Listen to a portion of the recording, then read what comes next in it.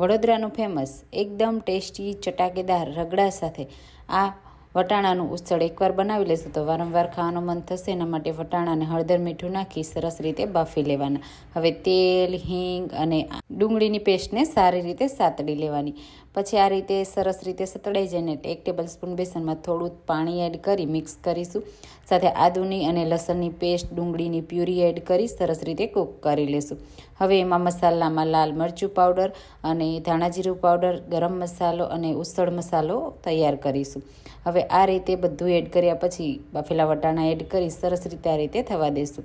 હવે બેસનવાળી slurry add કરી અને કૂક કરી લેશું. હવે આપણે થોડી ગ્રેવી અલગ કરી છે ને એને પણ આ રીતે સરસ એવી તેલમાં સાતળી લેવાની. એનાથી ખૂબ જ સરસ તરી તૈયાર થશે. અને પછી આ રીતે તરી તૈયાર થઈ જાય ને એટલે ડીશને સર્વ કરવાની. આ રીતે ઉપરથી સેવનો રગડો અને સાથે આ રીતે સેવ, લીલી ડુંગળી અને બધાથી ગાર્નિશ કરી સર્વ કરજો.